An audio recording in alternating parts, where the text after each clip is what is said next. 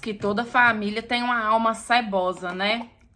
A da minha família, olha, vou te falar, disfarçava muito bem.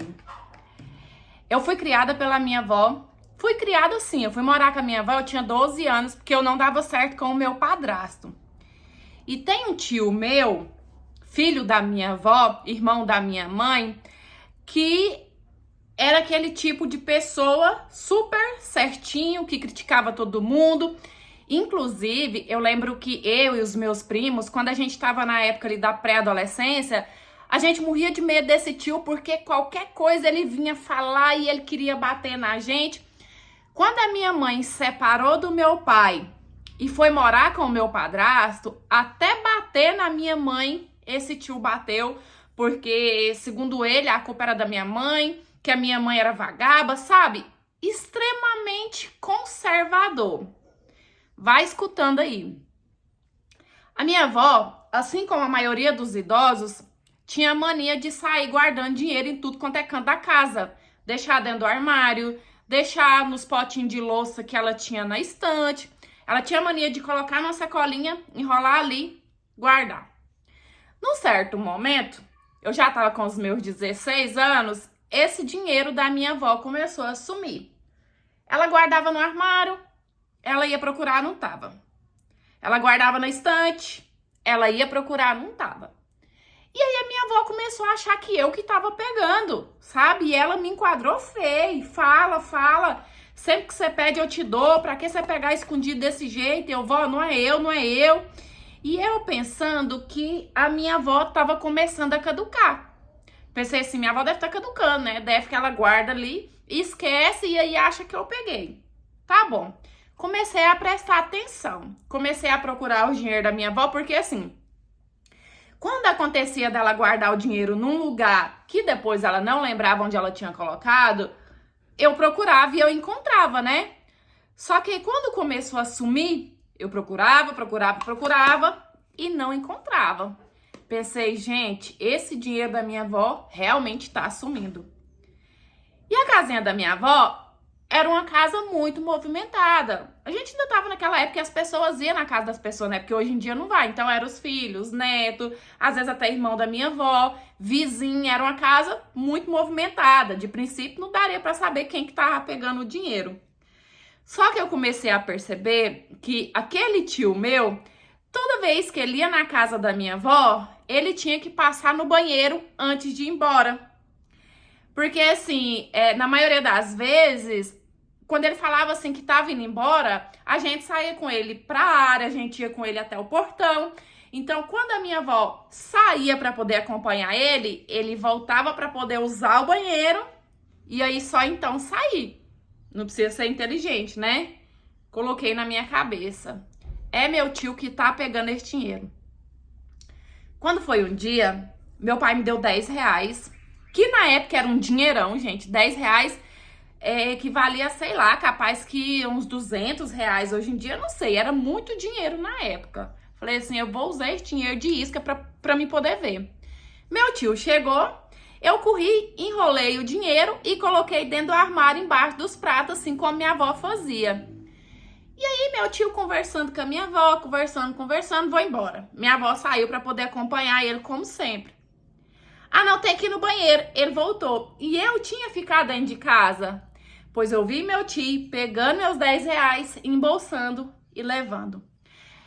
Como eu falei, a gente tinha medo, meu tio. Pelo jeito dele, sabe? Rígido, cara fechada.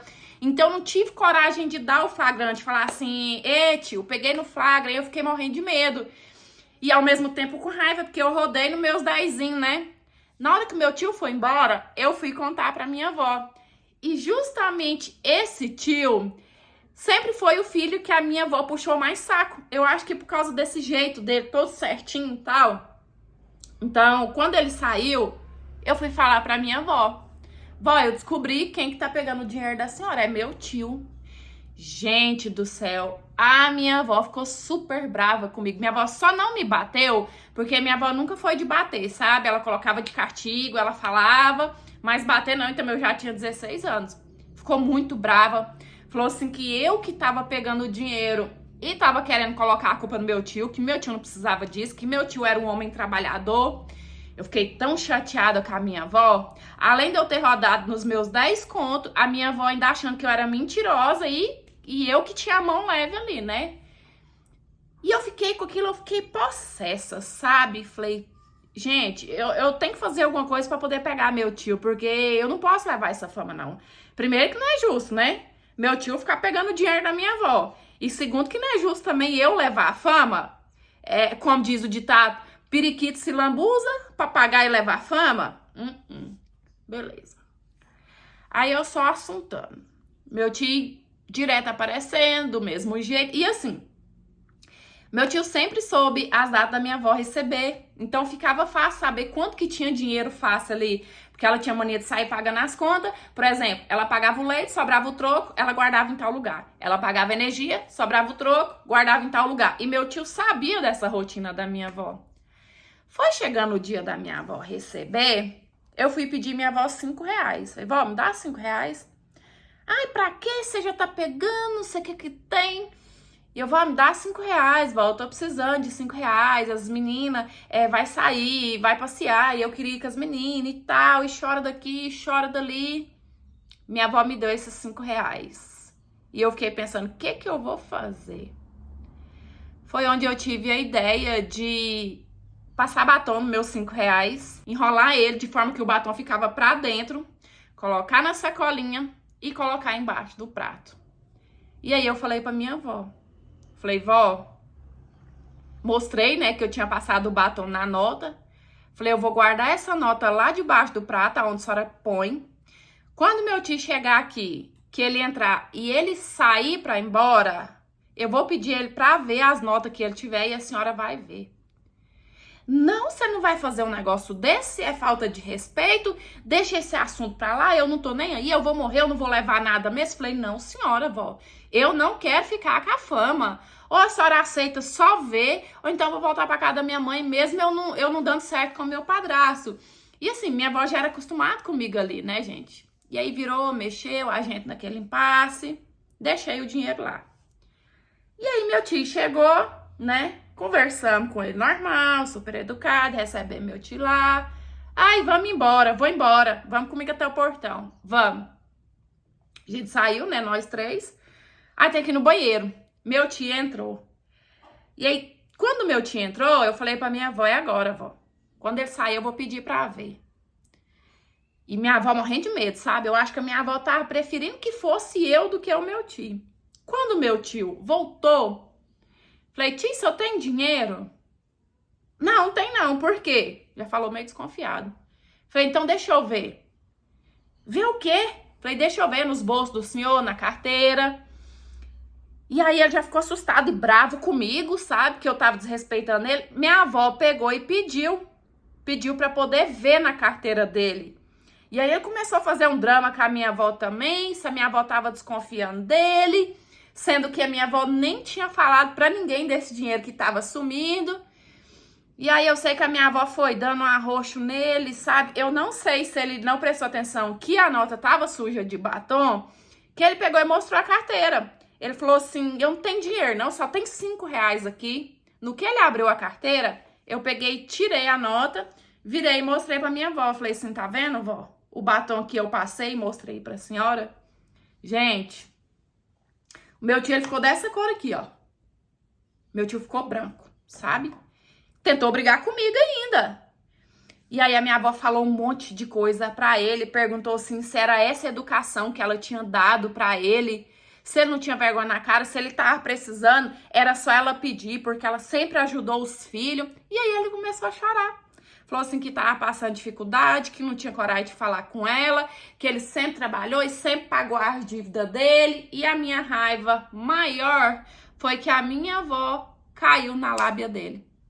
Minha avó ficou com dó, abraçou e falou, não, meu filho, quando você estiver precisando, fala com a mãe, você sabe que a mãe sempre ajudou vocês. Gente, aquilo me deu uma raiva, tipo, hoje eu sou mãe, eu entendo um pouquinho a minha avó, só que assim, a gente não pode ficar cego pros erros dos nossos filhos, não.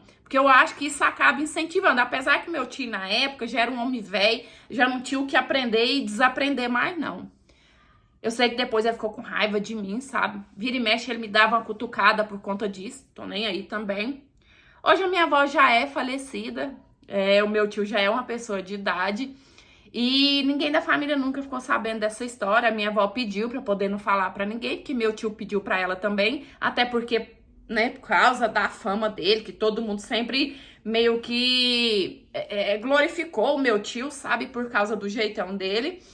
E é isso, gente. Eu contei a minha história pra vocês verem que às vezes a gente vê uma pessoa, a gente imagina uma coisa, né? Igual a internet hoje em dia. Você assiste uma pessoa, você vê ela daquele jeito, mas por trás das câmeras, você não tem nem ideia de que ela seja de verdade. Tudo bem com vocês? Eu espero que sim. Dei uma sumidinha aí, né? Na verdade foi só um dia, mas não vai mais acontecer. Foi só um problema técnico mesmo que eu tive, já tá resolvido. Em relação à história, eu achei super válido a lição, que realmente, às vezes a gente vê uma pessoa, a gente fala assim, nossa, aquela pessoa é foda, né? Aquela pessoa é isso, é aquilo, é um exemplo, mas ninguém conhece o coração da pessoa, ninguém conhece a mentalidade da pessoa. Internet mesmo, igual ela citou, é uma coisa que você segue fulano e fala, nossa, né, foda, olha o jeito que ela vê aqui na internet, ela dá lição, ela é isso, é aquilo. Só que na vida real, porque aqui a gente mostra o que a gente quer, né? Na vida real é que o bicho pega, é que a gente não imagina o que a pessoa seja de verdade. Mas enfim, no mais é isso. Espero muito que vocês tenham gostado da história, da interpretação de hoje. Curte, comenta, compartilha. Não te custa nada aí, ajuda demais o nosso cantinho a crescer. Se você quiser me enviar a sua história, é no e-mail que eu tô deixando aqui na sua tela. É por lá que eu recebo e eu vou ficar muito feliz em poder compartilhar a sua história aqui também. Tá certo? É isso.